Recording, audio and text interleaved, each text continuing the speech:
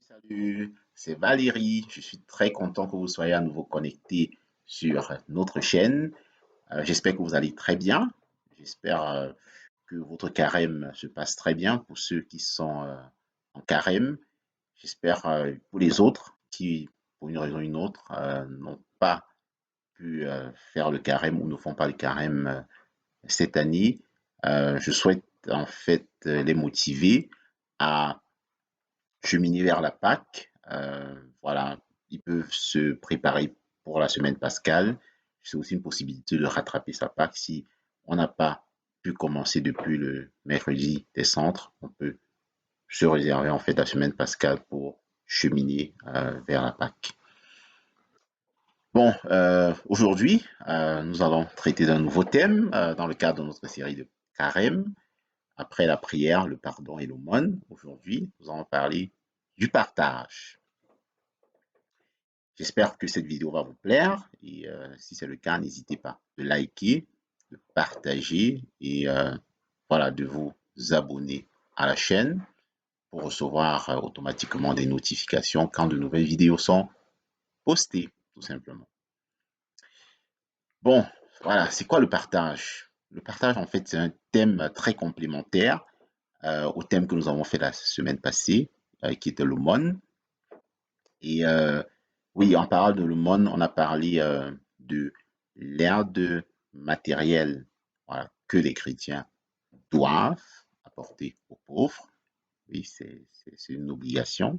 Euh, et aujourd'hui, nous allons parler, voilà, d'une aide qui, cette fois-ci, n'est pas matérielle, mais spirituelle, que nous, les chrétiens, devons apporter à tout le monde, aux pauvres, mais pas les pauvres matériels. Je vais dire matériellement, mais les pauvres spirituellement. Ça veut dire partager la parole de Dieu, leur apporter la bonne nouvelle. Voilà. C'est important. Vous voyez qu'ici, voilà, on quitte du, du côté matériel, on va au côté spirituel. Le partage, il est d'autant important en fait parce qu'il prépare en fait notre âme, il prépare notre cœur à la rencontre avec Dieu. Voilà, c'est cette rencontre, c'est ça à quoi l'homme en fait est destiné, à voir Dieu face à face, à le rencontrer et à l'aimer, tout simplement.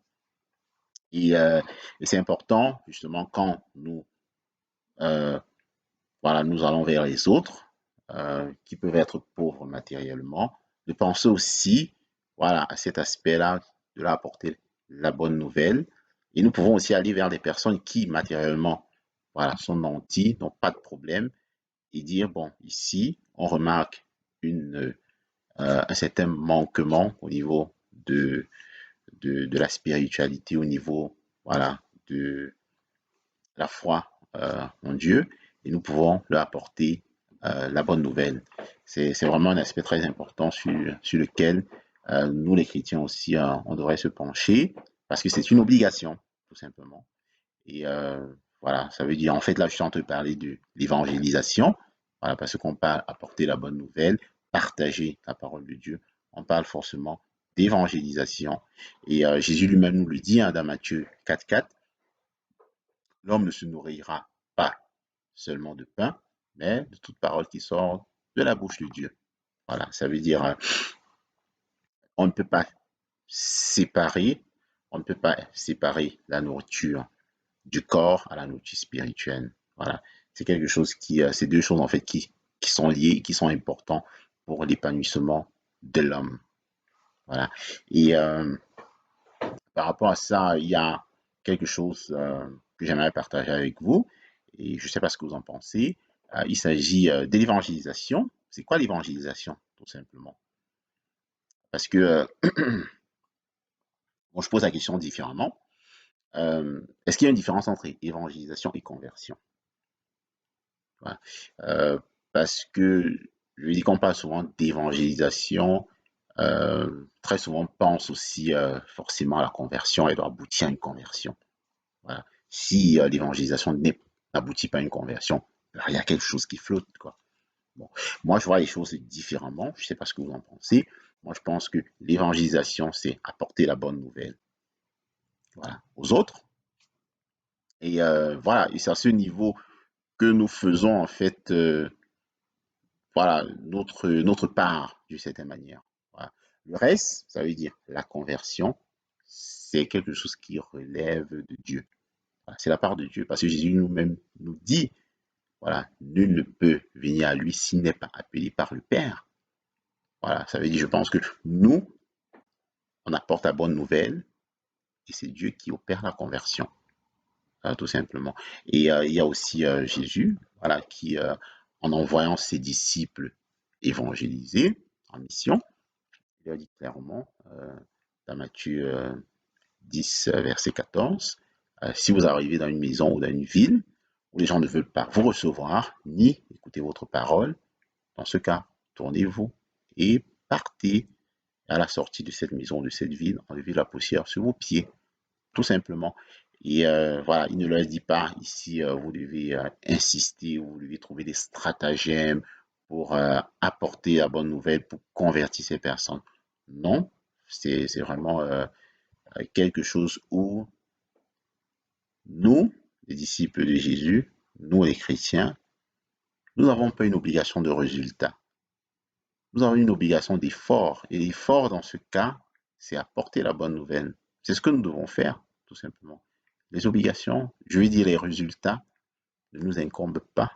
Elles incombent à Dieu qui opère par l'Esprit Saint dans les cœurs. Voilà.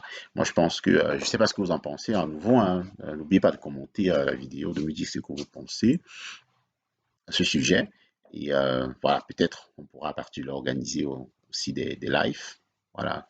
Et voilà, ça c'est un point euh, très important. Et peut-être c'est à ce niveau qu'on pourra voir la différence entre évangélisation et prosélytisme, quoi.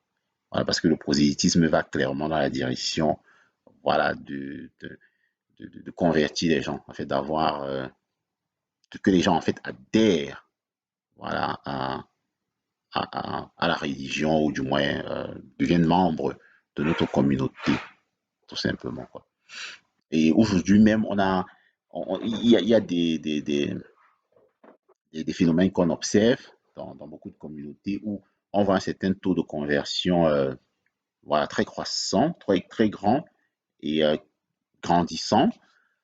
Et au même moment, voilà, quand on observe en fait comment les membres, les nouveaux convertis, tout simplement, de ces communautés-là se comportent, sans toutefois les juger, hein, loin de là, franchement, mais quand on observe en fait, on se rend compte que il y a une certaine discrépance, du moins il y a une différence entre voilà, ce qu'elles enseignent et aussi et ce qu'elles font, de certaine manière, une grande. Et parfois on se pose des questions. Et peut-être l'une des raisons pourrait être que ces personnes, en fait, n'ont pas, euh, voilà, n'ont pas réellement été converties euh, par l'Esprit Saint. Voilà, c'est plus en fait des hommes qui ont essayé de les faire rejoindre en fait leur communauté et faire de des convertis, tout simplement. Et quand ça se passe comme ça, de manière générale, en fait, euh, nous ne sommes pas en train de faire la volonté de Dieu, tout simplement. En fait, tout ce qu'on fait en ce moment-là n'est pas pour la gloire de Dieu, mais pour notre propre gloire. Voilà, parce que c'est un peu comme si on a un registre où on essaye en fait de lister, voilà, les personnes qu'on amène à Dieu, tout simplement. Voilà. Mais sauf que ce n'est pas nous qui amenons les personnes à Dieu. Voilà, nous, on apporte la bonne nouvelle et le reste, c'est Dieu qui le fait. Normalement, on doit même se retirer et rester à l'écoute, tout simplement. Et c'est Dieu qui opère.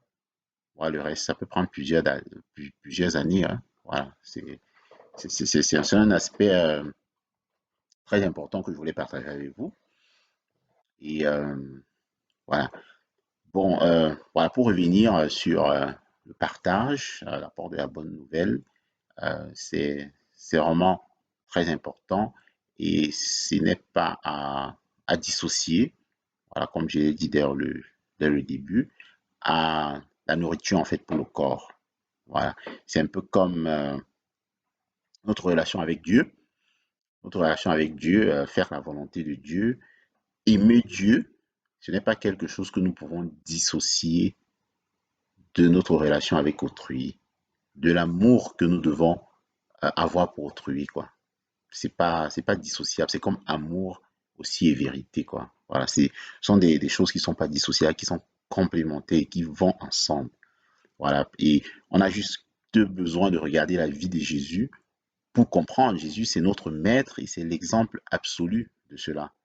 Voilà, Jésus qui était disposé à faire la volonté de son Père.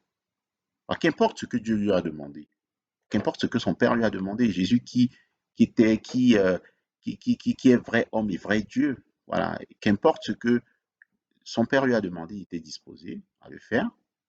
Parfois, contre son gré, quand il demande, Seigneur, si tu peux enlever cette coupe, si je ne peux pas boire cette coupe, si c'est possible, je ne la boive pas. Mais que ce soit ta volonté qui soit faite. Et après, on se pose la question, mais il le fait en fait.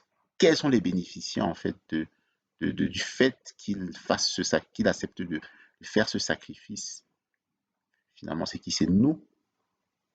Et c'est par amour en fait pour nous qu'il le fait, quoi. Voilà, ça veut dire, c'est la volonté de Dieu qui, au final, s'opère dans le bien, en fait, dans une recherche en fait du bien-être de l'homme. Voilà, il y a toujours ce nexus là, en fait, quoi, ce lien qui est très important et qui est indissociable, quoi. Voilà, et c'est pareil avec justement la nourriture pour le corps et la nourriture en fait pour l'âme. Voilà, c'est important parce que notre âme a besoin d'être préparée à la rencontre avec Dieu, notre cœur aussi, quoi. Et c'est la parole de Dieu, c'est ce partage, c'est cette vie en communauté. Parce que quand je parle de partager aussi, même à l'intérieur de la communauté, voilà, il y a des formations qu'on organise qui sont des formations de partage, quoi. Voilà, et Dieu est présent justement quand quand deux personnes se réunissent, déjà Dieu est là.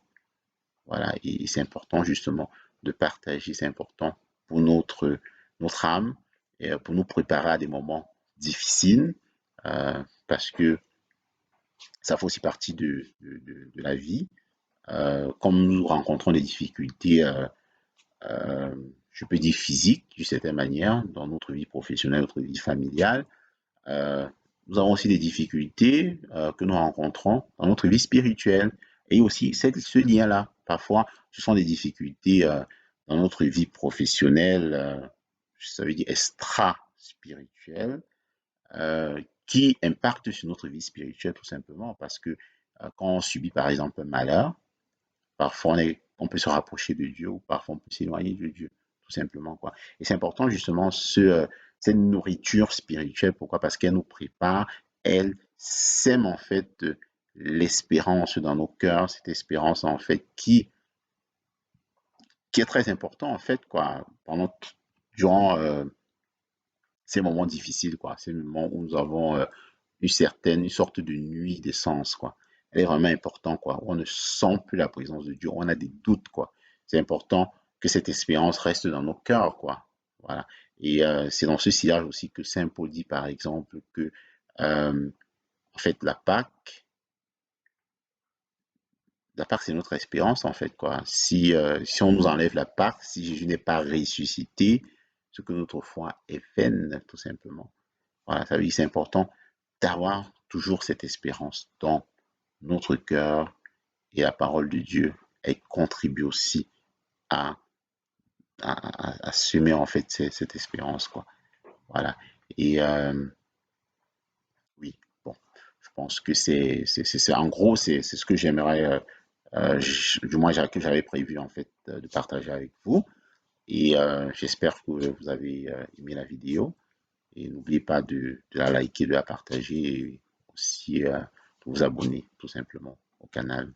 Pour terminer, nous allons prier le Seigneur qu'il qu'il veille sur nous et qu'il nous aide pas seulement à donner du pain à ceux que nous rencontrons, mais à leur apporter aussi la bonne nouvelle, sa parole qui se trouve dans la Bible, qui se trouve dans l'Église et qui nous est donnée aussi par l'Esprit Saint.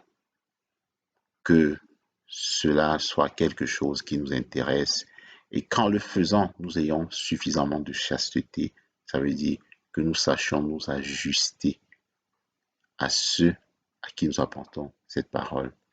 Il ne nous incombe pas de les convertir, il nous incombe de leur mettre en contact avec cette parole de Dieu.